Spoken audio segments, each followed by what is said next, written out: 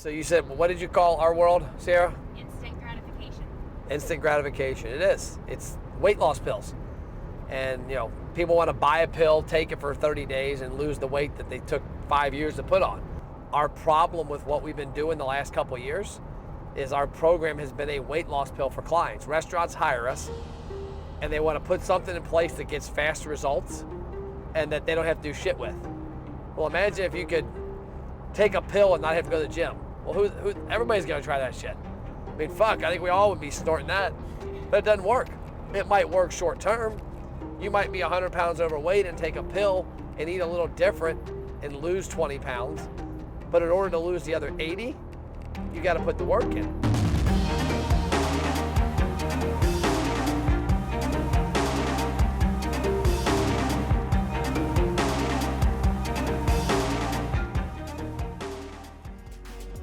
My goal with my content is to get entrepreneurs and restaurant owners to understand that ABR is more than an acronym. It's a lifestyle. Attract, build, retain is what we need to wake up thinking about daily. We have to believe our message is important to the masses, and creating lasting relationships with our customers is paramount.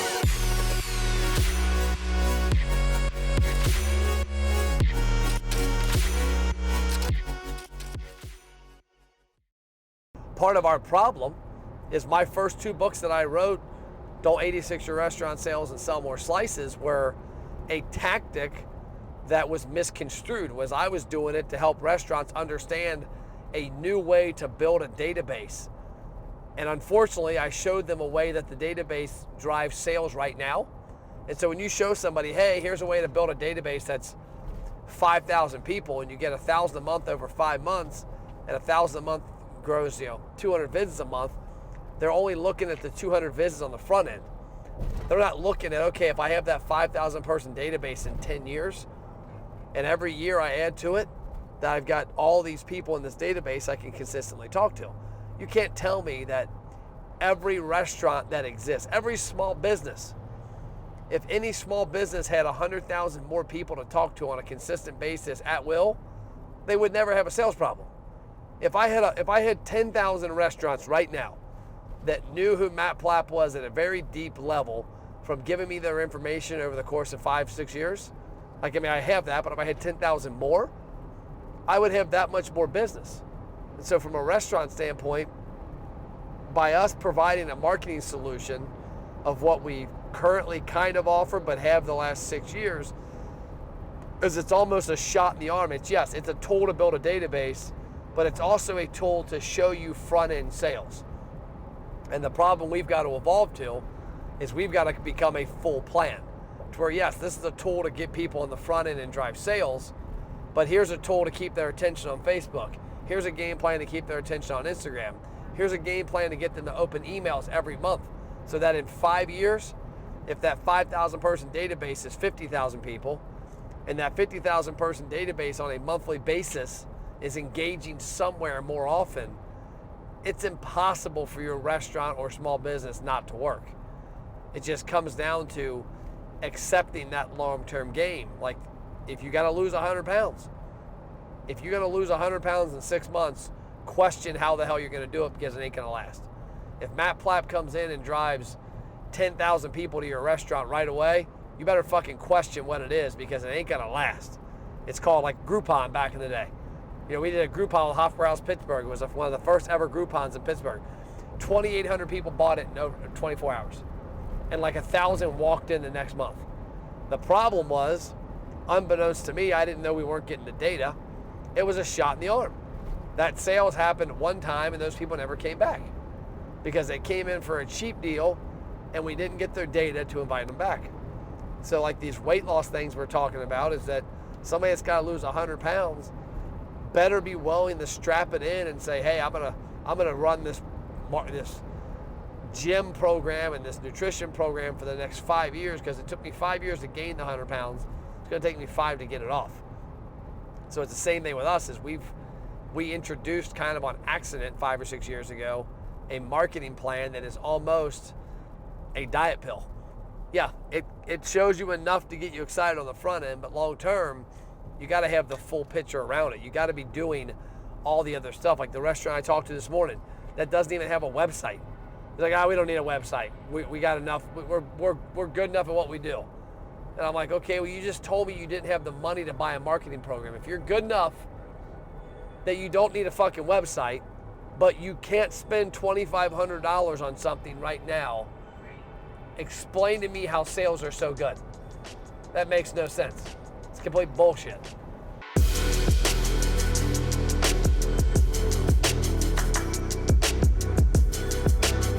Who needs the cake? After you. I added the bacon to the quesadilla. Okay, I was like, who did that? I was like, who got bacon in the quesadilla? Well, here's what happened. I fuck around and get that too, though. That's pretty good. Here's what happened. I saw the quesadilla description, and I saw, what was it, hickory smoked? Yeah, the smoked chicken. Applewood. And I thought, bacon. Bacon. And so I'm like, oh, that's pretty badass bacon on a quesadilla. I Anything. didn't even see chicken. And so when I went to order it, when he was getting it, I'm like, I thought there was bacon on here, and I just assumed it was. I'm like, sure we can get bacon. Oh, yeah. Bacon's amazing on everything. My God, that's one of the best chocolate chip cookies I've ever had. The peanut butter was pretty damn good. All of them were good. I'll tell you what would be crazy on top of that would be a little sea salt. Oh, yeah. Oh, yeah.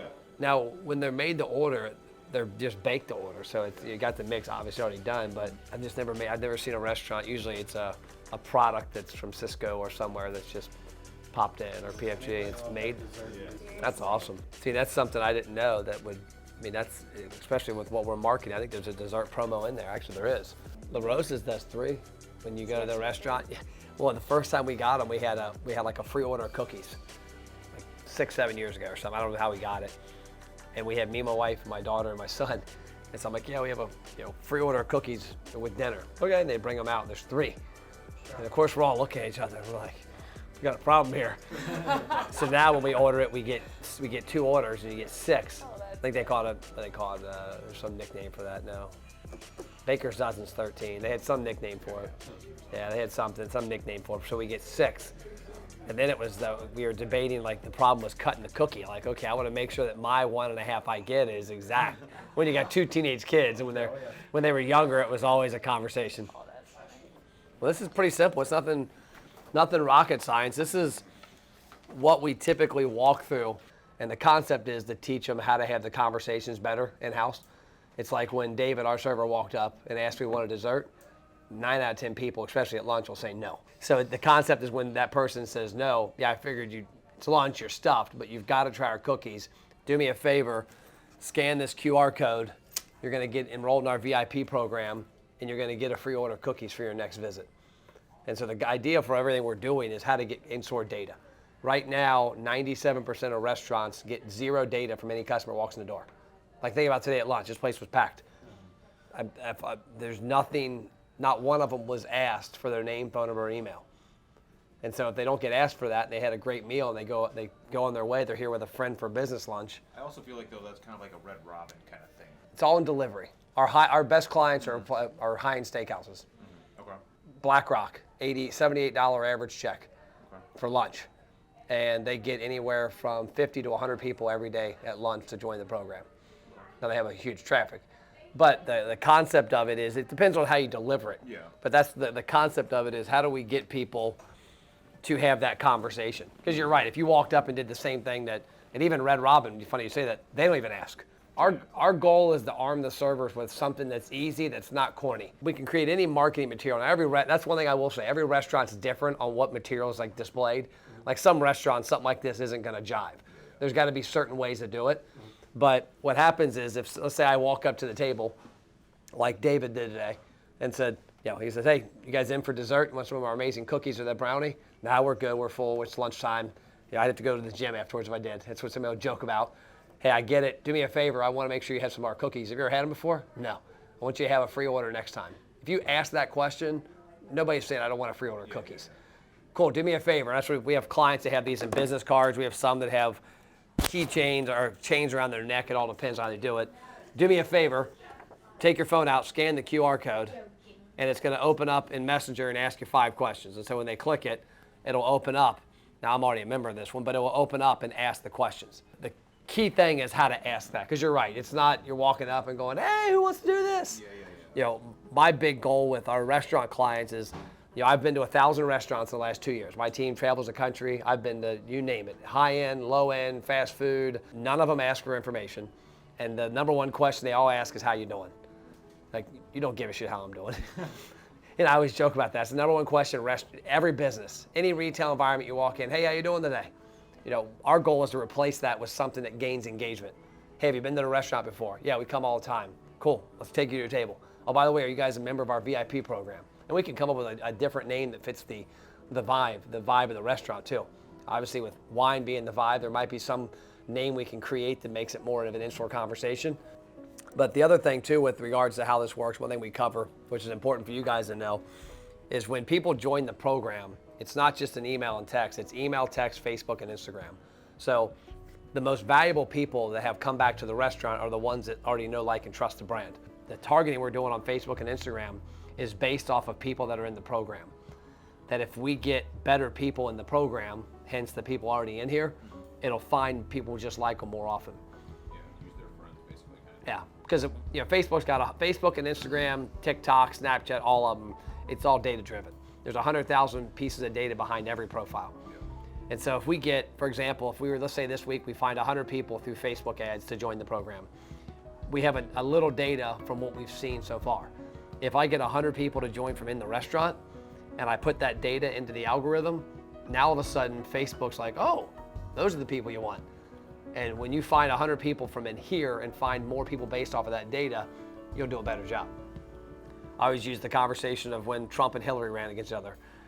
Trump was running 100,000 ads a day, not based on people who wanted to vote for Trump, but based on people who hated Hillary. And the ads he was running were so ultra targeted that he was able to find those people really easy. So in our case, if we can get more people from inside the restaurant, we get more data to find the right people, because we want to find the right new people. And the other thing, once we can get a month under our belt where the staff understands it and they're doing it, we can come up with contests for the servers. So for example, we have clients that when the QR code is scanned, the first question it asks is, what's your server's number? And we'll have the server, do me a favor, enter 23. Because now all of a sudden you gamify it and you tell the servers, hey, every time you get somebody to sign up, we're gonna have a top 5 servers of the month. Now all of a sudden they get people to sign up. People are more in tune that are brand new to a restaurant to try an appetizer. People that come all the time, the frequent customers are more, for whatever reason, more prone to the desserts, because they've probably already had the appetizers and they've always saw the cookies on there. But you go to somewhere for lunch. Like me and my wife will go to, you guys got Penn Stations. My wife's favorite restaurant near our office is Penn Station, so it's impossible to pass up those ginormous chocolate chip cookies. But at lunchtime, I'm like, gosh, I can't get one today. Like I won't move for 2 hours. It's tough, Max. There's days when things go your way and days where things are against you. And today, take this bandage off. We had to have a tourniquet right there. Can you see that? That's rough. Think about it. How many people in their profession have to deal with a wound of that magnitude? I stayed in the game though. Yeah. Went to the bathroom, washed up like I was a doctor, got bandaged by the hospital nurse, Sierra, and stayed with the meeting, didn't leave, didn't miss a beat, was focused the entire time. And there's a lot of people that with that right there would be done deal. Yeah, over for the whole week probably. Not Matt Platt. No. I'll be back in the trenches tomorrow morning, ready to go.